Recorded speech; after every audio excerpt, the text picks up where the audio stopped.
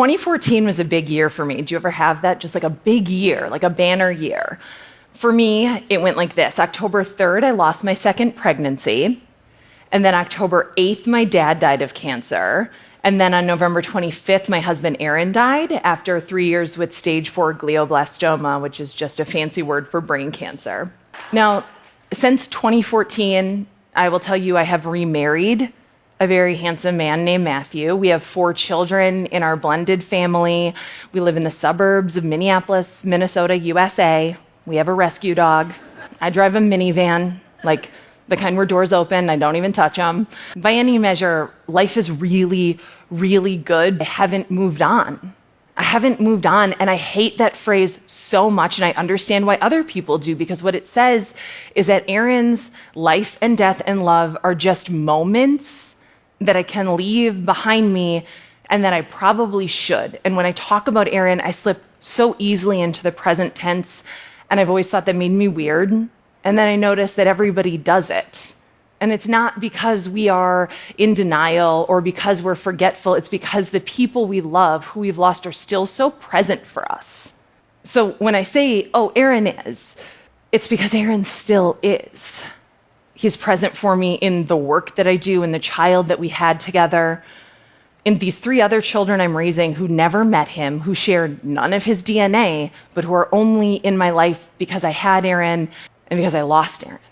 He's present in my marriage to Matthew because Aaron's life and love and death made me the person that Matthew wanted to marry. So I've not moved on from Aaron. I've moved forward with him.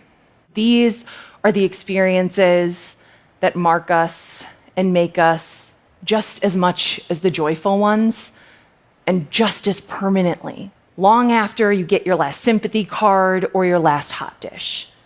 Like, we don't look at the people around us experiencing life's joys and wonders and tell them to move on, do we?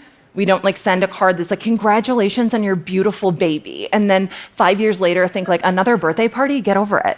But grief is kind of one of those things like falling in love or having a baby or watching The Wire on HBO, where you don't get it until you get it, until you do it.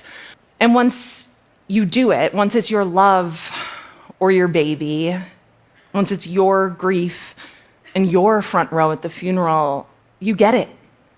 You understand what you're experiencing is not a moment in time. It's not a bone that will reset, but that you've been touched by something chronic, something incurable. It's not fatal, but sometimes grief feels like it could be. And if we can't prevent it in one another, what can we do?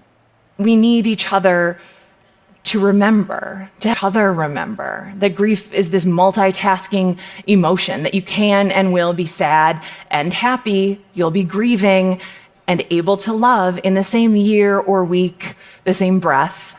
We need to remember that a grieving person is going to laugh again and smile again. If they're lucky, they'll even find love again. That yes, absolutely, they're going to move forward, but that doesn't mean that they've moved on.